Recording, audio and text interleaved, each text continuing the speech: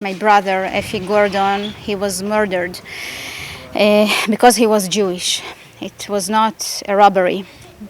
People on the scene heard voices that they were like hate voices.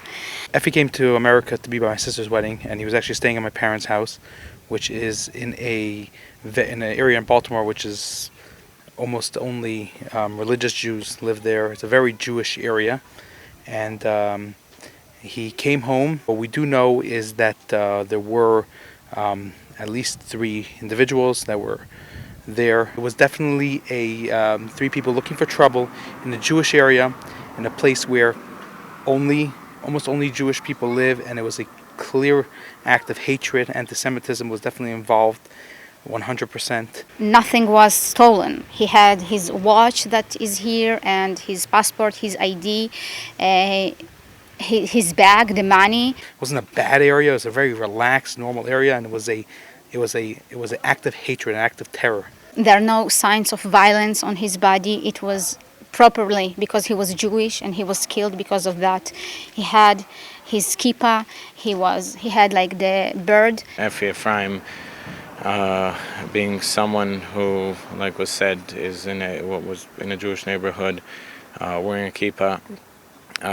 It obviously was targeted on such a basis, and it's definitely important to have that in mind. And I'm sure that the detectives and the councilmen and everyone that's working so hard to bring this case a little bit of closure for the family and for the community will definitely come to the correct conclusions. He was really proud to be a Jewish and not to take his kippah and to stay like this. We demand that the authorities recognize it as an act of a crime and a terror.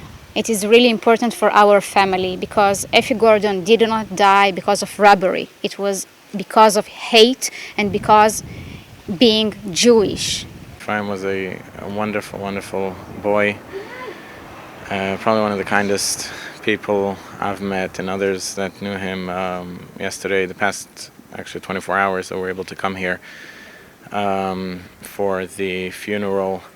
We met so to speak, by the funeral, saw a lot of people that said how much Effie meant to them and what an effect he had on the life of so many people, and how much he'll be missed in so many people's lives. Effie actually also told me, interestingly enough, when we were talking about came from Israel, came to Baltimore, he said, is it okay to walk around over here with a kippah? Is it okay? And I said, yeah, it's it's an area, we all walk around with a kippah. And he said, you know what? Yeah, I'm happy to hear that because I want to be with a kippah wherever I go.